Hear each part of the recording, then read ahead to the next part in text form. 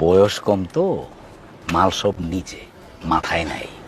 তুই যদি আকবরে 2টা থাপ্পড় দিয়ে আসতে, এই কিন্তু মা পিছাইতে হইতো।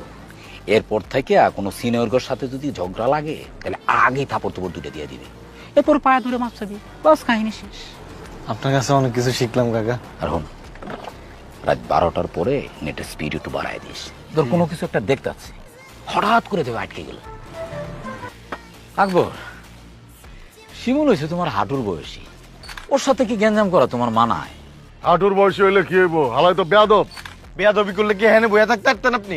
কি করতি এখন? কর কর, ইচ্ছা করতেছে পাড়ায় গাইলা ফালাই। আমি কি বিচি যে পাড়া দিলে গইলা যামু? আবার কথা কস। এই শিমুল থাম। আকবর, কি তোমাদের সমস্যাটা এটা আমার খুলে কত? কি ঝামেলা, কি তোমাদের কি নিয়ে ঝামেলা কত? আচ্ছা কাকা, আপনি আমার লাইন ইউজ করেন না? হ্যাঁ করি। আমার সার্ভিস ভালো না খারাপ? সমস্যা তো কোনো কিছু পাইতেছি না।